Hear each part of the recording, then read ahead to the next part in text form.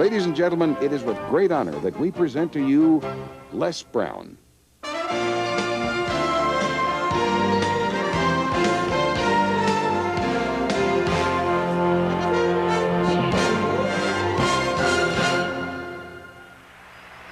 What I'd like for you to do right now, I want you to think about your dream, because I'm in a room full of dreamers. Think about your dream right now. I want you to think about it and envision it. Now, ladies and gentlemen, let me share something with you. I do not believe that any of us have dreams that were not given to us for the purpose of accomplishing those particular dreams. And I want to share something with you that has changed my life. I started out, as was indicated by Jack. It's very humble beginnings. I don't know what that dream is that you have. I don't care how far-fetched it might appear to be. I don't care how disappointing it might have been as you've been working toward that dream. But here's what I know, that dream that you're holding in your mind, that it's possible. Let's say that together, please. Say, it's possible. See, sometimes we can't say, I can do that. But what we can say, that it's possible that I can have my dream as we run toward it, as we work on it day in and day out. No one, ladies and gentlemen, could have convinced me when I started out just over 6 years ago, working on my dream. And I want you to think about whatever your dream is, because I was willing to take a chance. And most people won't do that. Most of the people that you talk to try and bring them into the business, these are not risk takers. Most people have done all that they're ever going to do. They raise a family, they earn a living, and then they die. But people who are running toward their dreams, life has a special kind of meaning. And here's what I will share with you, that in the process of working on your dreams, you are going to incur a lot of disappointment, a lot of failure, a lot of pain, a lot of setbacks, a lot of defeats. But in the process of doing that, you will discover some things about yourself that you don't know right now. What you will realize is that you have greatness within you. What you'll realize is that you're more powerful than you can ever begin to imagine.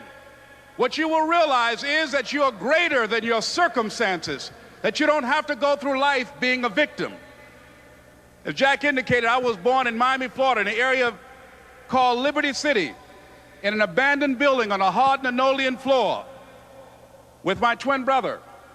We were 6 weeks of age. We were adopted. When I was in 5th grade, I was identified as EMR, labeled educable, mentally retarded, put back from the 5th grade into the 4th grade, and stayed in that category until I got out of high school. I don't have any college training, but I met a high school teacher who one day changed my life. I was waiting on another student, and when he came in, he said to me, young man, go to the board and write what I'm about to tell you. And I said, I can't do that, sir. He said, why not? I said, I'm not one of your students. He said, it doesn't matter, follow my directions now. I said, I can't do that, sir. He said, why not? I said, because I'm educable, mentally retarded. And he came from behind his desk and he looked at me. He said, don't ever say that again. Someone's opinion of you does not have to become your reality.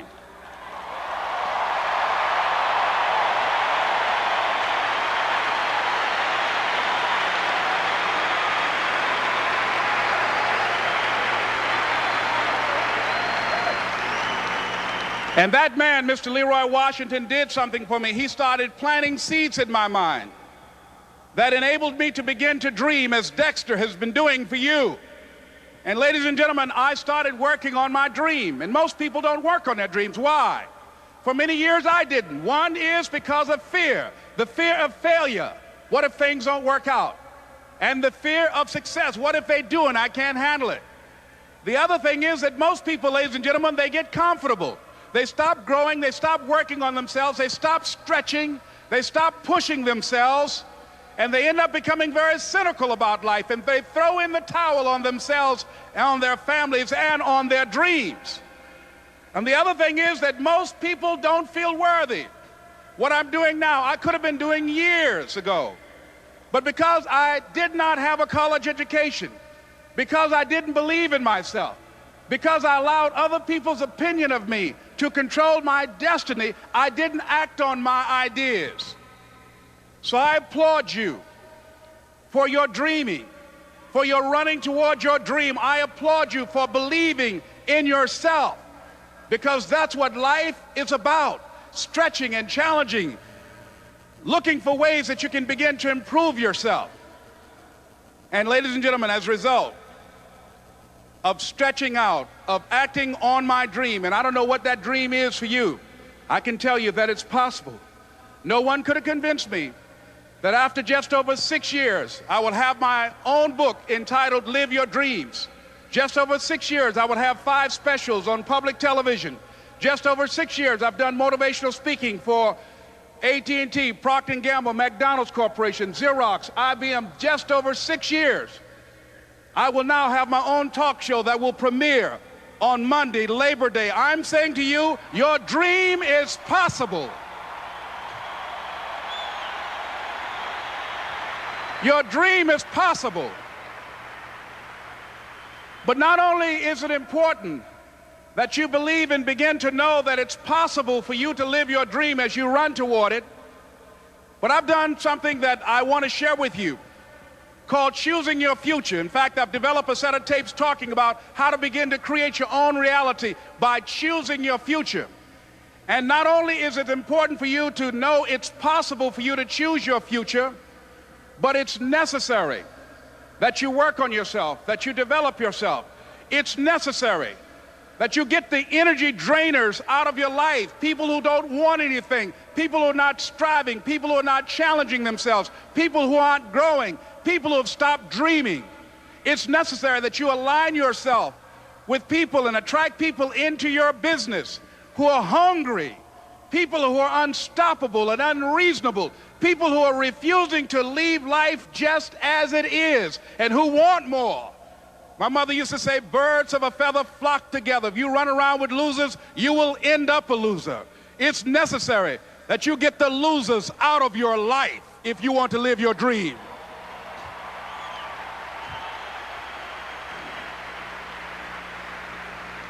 It's necessary to know that everybody won't see it, that everybody won't join you, that everybody won't have the vision. It's necessary to know that a lot of people like to complain, but they don't want to do anything about their situation, that you are an uncommon breed. You know, you have to know within yourself that I can do this. Even if no one else sees it for me, I must see it for myself. That's necessary.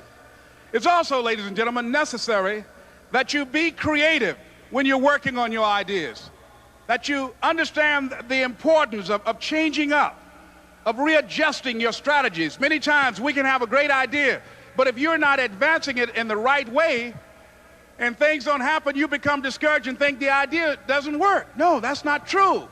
It's necessary that we become creative. I remember when I was in New York walking down the street, and a guy approached me and said, "Hey, mister, can I shine your shoes?" And I said, "No, I'm in a hurry. I don't have time." I kept walking. Someone else said, "Hey, man, your shoes look clutty. May I shine your shoes?" I said, "No, I don't have time. I'm sorry, I'm busy."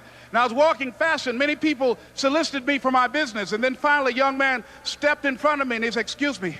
And he started counting, 97, 98, 99, 100. He said, "Sir?" I said, "Yes." He said, "Come here, please." I said, "What is it?" He said, "Today is my birthday. And every year, just to thank God for another year of life, the 100th person who passes my shoe shine stand, I offer them a free shoe shine. Would you give me the honors?" I said, "Why, sure." I got up on the shoe shine stand, George, and I sat there, and he shined my shoes diligently. And when I got down, I looked at them, they were sparkling. And I was walking away, and I said, "Thank you." And I stopped, I said, "Excuse me, but how much do you usually charge?" He said, "Only $2. I said, "I tell you what, today's your birthday. Here's $5, keep the change." He said, "Thank you." As I was walking away, looking in the opposite direction at other people coming, he started counting again. 97, 98, 99, 100.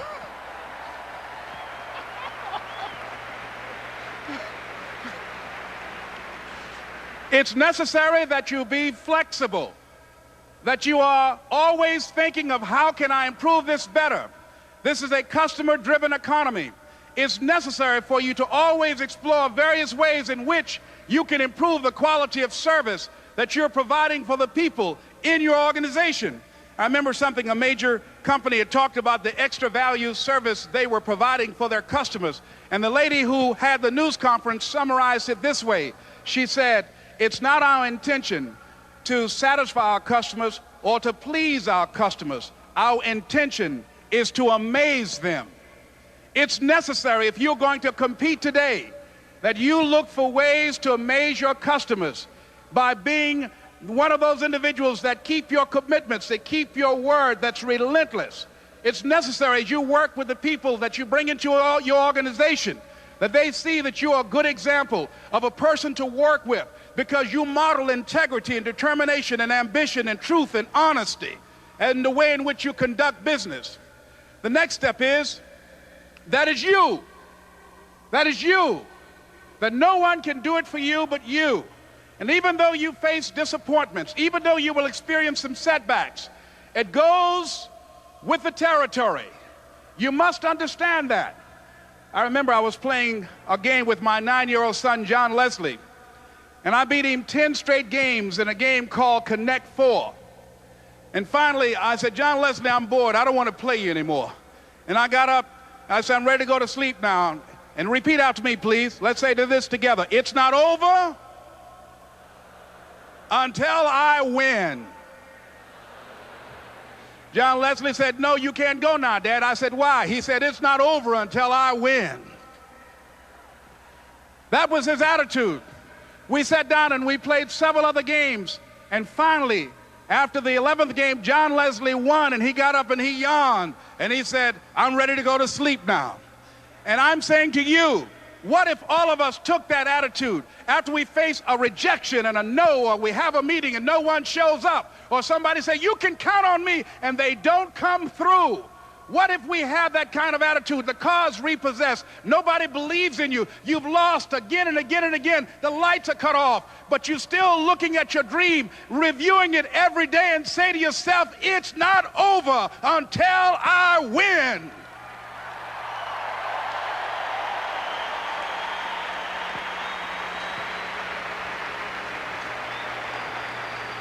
Life will yield to you.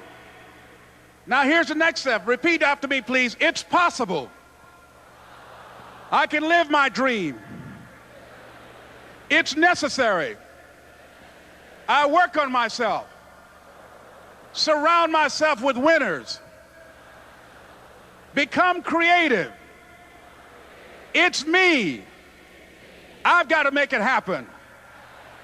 It's not over until I win.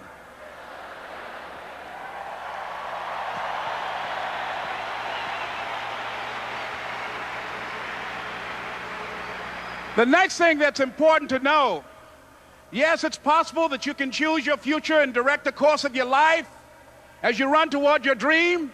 It's necessary that you have goals, that you write those goals down, that you plan, that you think constantly of how you can begin to improve what it is that you're doing. If it's your presentations, if it's your recruiting skills, whatever that is, it's also necessary that you look for ways to always find a way to pull it out when everybody else thinks that you are defeated. That you've got to take personal responsibility to know that in order to become successful, you've got to make it your personal business to do it. But the next thing, ladies and gentlemen, I want to share with you that some of you already know that it's hard. It's not easy. It's hard changing your life. It was hard when just over 3 years ago, in the Penobscot building in Detroit, Michigan, where I was operating my business, and I fell on some hard times, and I was sleeping in my office. It was hard coming into the lobby, and the security said, excuse me, Mr. Brown, can we see you for a moment? And I said, yes, and I walked up to the counter, and he gave me an envelope. And he said, would you mind reading it here? And I opened the envelope, and the envelope was from management that said, this is an office tower. It's not a hotel. please do not sleep in your office. And I said, excuse me, sir. I said, I just work long hours in creating my business. I'm an entrepreneur. And right now, things are bad for me. But they're not going to be this way always. And I just asked for the opportunity to continue to operate like I'm doing.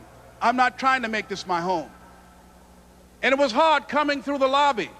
And sometimes they would laugh. There's a guy talking about becoming successful. And look at him. He's bathing in the bathroom upstairs on the 21st floor. He sleeps on the floor. Him and two other dreamers up there. Look at him. It was hard, ladies and gentlemen, coming to speak to people. And I was facing financial difficulties in my own life. I was behind on my bills and my dreams, and I'm saying to them, you can live your dream. It was hard, ladies and gentlemen. It was very difficult to pick myself up each day believing that I could do it. There were times that I doubted myself. I said, God, why is this happening to me? I'm just trying to take care of my children and my mother. I'm not trying to steal or rob from anybody. Why did this have to happen to me? It was very hard. And here's what I want to say to you. For those of you that have experienced some hardships, don't give up on your dream. No one could have convinced me by holding on, by continuing to push forward, by continuing to run toward my dream, that one day I would have my own talk show. It's a long shot, ladies and gentlemen, from Liberty City, an abandoned building on a floor, never knowing my mother or father. It's a long shot. Being here with you today in this dome in Atlanta, it's a long shot. No college training, labeled educable, mentally retarded, but I kept running toward my dream.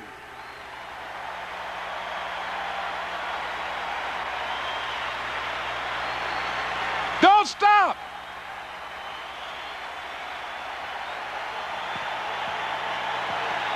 Don't stop.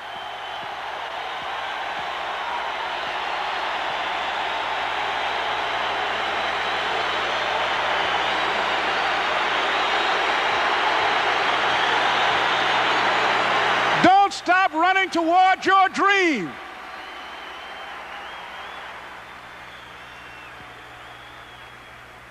It's very important as you hold on to that dream.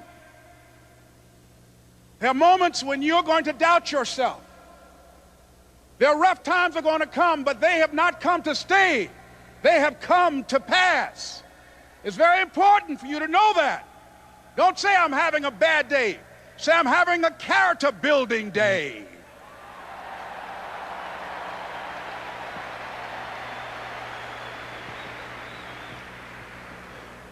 It's very important for you to believe that you are the one to make this happen. I remember this high school teacher, Mr. Leroy Washington, at the end of school one June, it was just a few days before we were supposed to leave, and I just got my report card, and it indicated that I'd failed history, and I'd failed English, and I would have to go to summer school. And I was feeling within myself that I was a failure, that I'm slower than most people in getting paperwork, and I was feeling down on myself and very negative. And Mr. Washington was giving a speech to the graduating seniors, and I was in 11th grade. And even though I wasn't supposed to be in there, I went in there because the speech he was giving, that speech was for me. And as he talked, my heart began to beat fast. Tears began to run down my eyes, and I was in the back just listening to him because he said, and he was a very dramatic man. I still talk to him to this day. He said, as graduating seniors of Booker T. Washington High School, I want you to know that you're blessed and highly favored, and that as you go toward the future, begin to know that you have greatness within you. And if just one of you here begin to envision yourselves as being blessed and highly favored to reach your goals, if just one of you capture the essence of what that means, that you have greatness within you and a responsibility to manifest that greatness, that you can make your parents proud, you can make your school proud, you can touch millions of people's lives, and the world will never be the same again because you came this way. And the students gave him a rousing standing ovation. And as he left the auditorium, I ran down the steps and I caught him in the parking lot. I said, "Mr. Washington?" He said, "Yes." I said, "Do you remember me, sir?" He said, "No." I said, "My name is Leslie Brown. My mother, she works in the cafeteria here. I'm one of the twins, Leslie and Wesley." I said, "Mr. Washington, but you know, I got these big dreams. I like talking to people. I love people." I said, I want to work with people, and I got this dream of buying my mama a home. Could I do that, Mr. Washington?" He said, "It's possible, Mr. Brown." And as he walked away, I called him again. I said, "Mr. Washington?" He said, "What do you want now?" I said, "I'm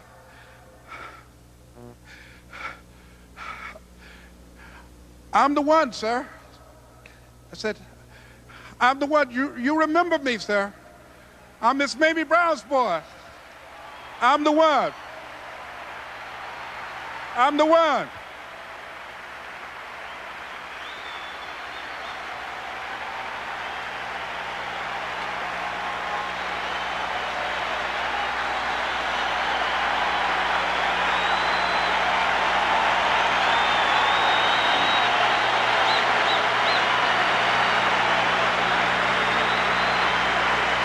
And you must feel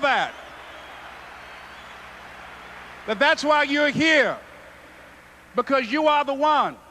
And I remember when PBS first played one of my specials called "You Deserve" one Sunday afternoon in Miami, Florida.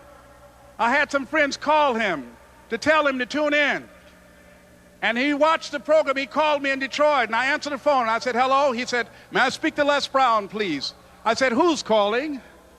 He said, "You know who this is." I said, "Oh, Mr. Washington, it's you." He said, "You were the one, weren't you?" I said, "Yes, sir." He said, "And you were so crazy." I said, "I know, but I'm rich now."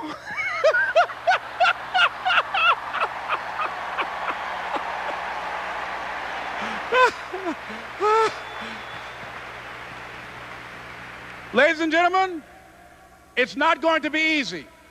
It was hard laying on the floor of the Penobscot building, looking out of the window, daydreaming, saying, "Les, can you do this? Can you make this happen?" I used to listen to tapes day in and day out about "See You at the Top," my great friend Zig and Dennis Waitley and different other motivational speakers, and Dr. Norman Vincent Peale and Dexter saying, "Don't let nobody steal your dream." I used to ask myself, can I do this?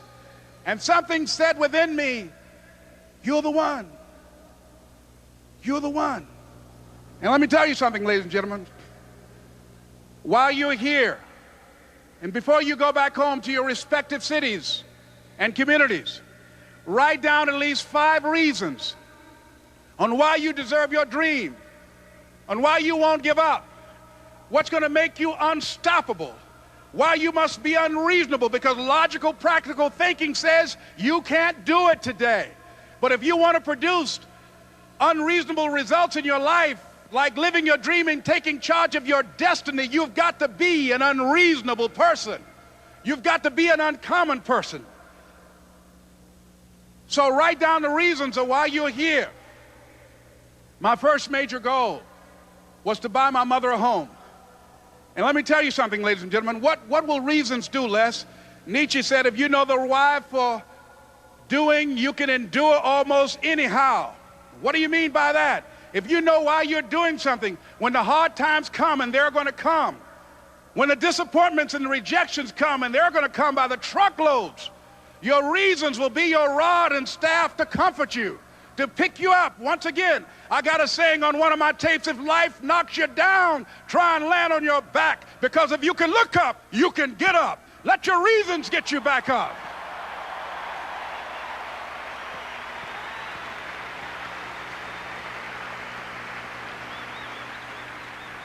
I remember when I bought the home for my mother, and she came out of the car. When I opened the door, I said, "Mom, I think I know these people in this house." That was my first major goal. And then I couldn't conceal it anymore. I said, Mom, I got this for you. And as she went from room to room, looking at the house and saying, thank you, Jesus. Thank you, Lord. No one ever could have convinced me that this could have happened to me.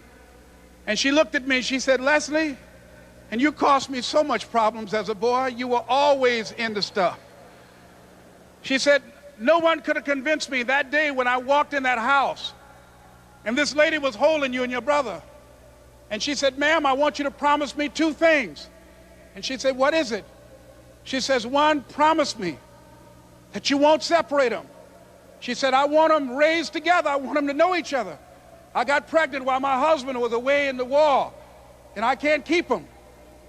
Promise me that you won't separate them. She said, I promise I won't. I've never had children. I promise I won't separate them.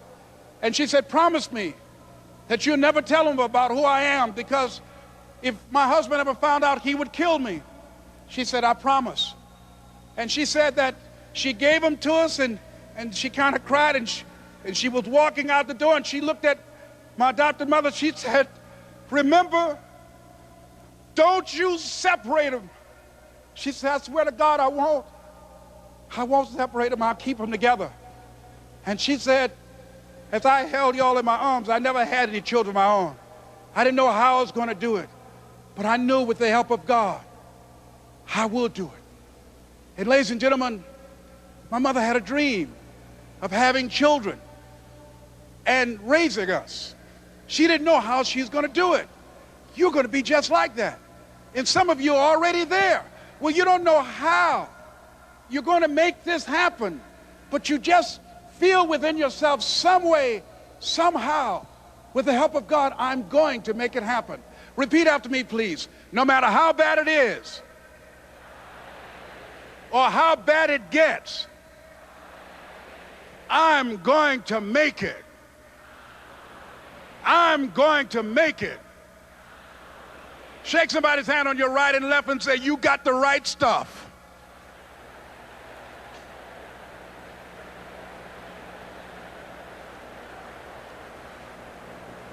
So yes, it's possible for you to live your dream.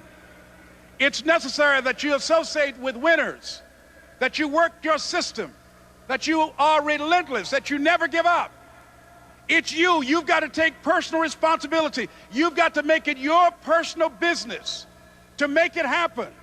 And you've got to resolve within yourself that I can do this, that it's hard, but you've got to say, I'm the one. I'm the one to make this happen. I'm the one to become successful in this business. As you work to help other people to become successful, that feeds your success.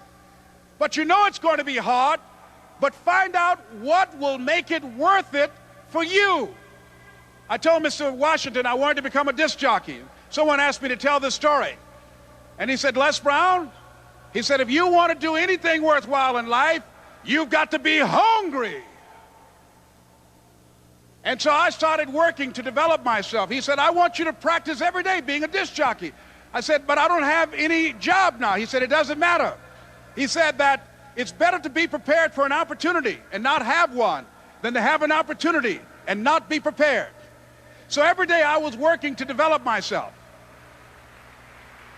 And that's what you must do. And as I was working to develop myself, I applied for a job as a disc jockey, WMB on Miami Beach. I went to a guy named Milton Butterball. I said, how you doing, Mr. Butterball? I'd like to get a job as a disc jockey. He looked at me, he said, you have any broadcast background? I said, no, sir, I don't. You have any journalism background? I said, no, sir, I don't. He said, we don't have any jobs available. I said, yes, sir. I went back to Mr. Washington and I told him, he said, don't take it personally. He said, most people are so negative, they will have to say no 7 times before they say yes. He said, go back again. So I went back again. I said, how you doing, Mr. Butterball? My name is Les Brown. He said, I know what your name is. What do you want? I said, I'd like to know whether or not you have any jobs as a disc jockey, sir. He said, didn't I just tell you yesterday we didn't have any jobs? I said, yes, sir, but I know whether or not somebody got laid off or somebody was fired, sir. He said, no one was laid off or fired. Now get on out of here. I came back the next day. Hello, Mr. Butterball, how are you? He said, fine, what do you want now? I said, I'd like to know whether or not you got any jobs, sir. didn't I tell you the last 2 days we didn't have any jobs? I said, yes, sir, but I don't know whether or not somebody got sick or somebody died, sir. He said, no one got sick or died. Now don't come back here and throw me out again. I came back the next day like I was seeing him for the first time. I said, hello, Mr. Butterball, how are you? He looked at me with rage. He said, go get me some coffee. I said, yes, sir.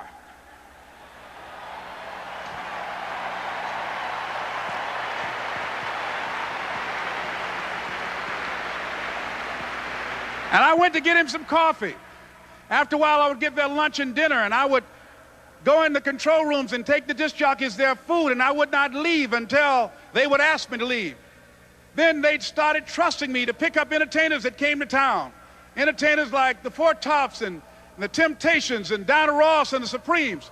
I would drive them all over Miami Beach in the disc jockeys, big long Cadillacs. I didn't have any driver's license, but I was driving like I had some.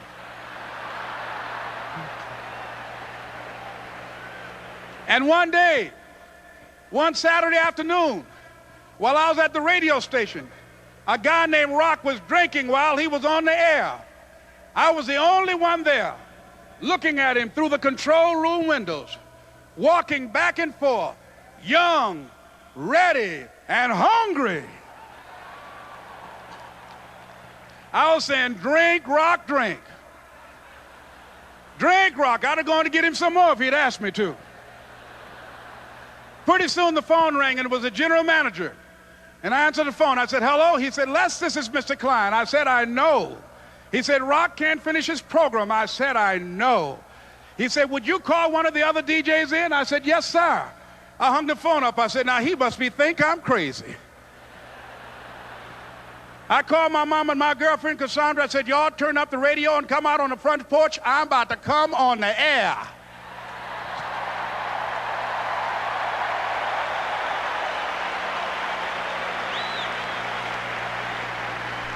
I waited for about 20 minutes, and I called him back. I said, Mr. Klein, I can't find nobody. He said, young boy, do you know how to work the controls? I said, yes, sir. He said, go in there and don't say nothing here. I said, yes, sir.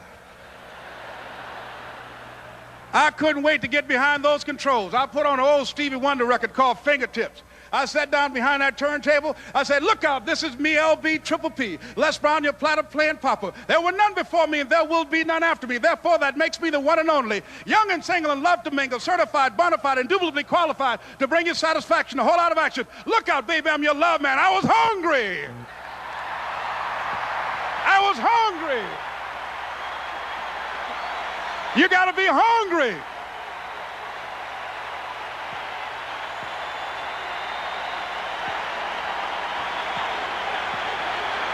You got to be hungry.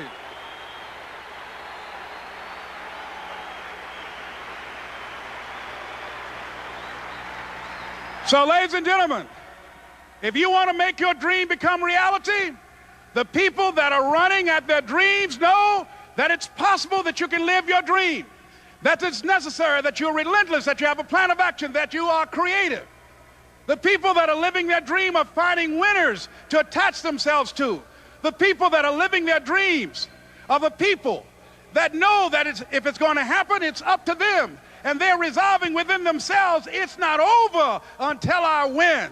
The people that are running after their dream know they're going to have hard times. They keep on running because they're saying within themselves, I'm the one, no matter how bad it is or how bad it gets, I'm going to make it. The people that are running after their dreams are the people that are hungry. Shake somebody's hand on your right and left and say, you got to be hungry.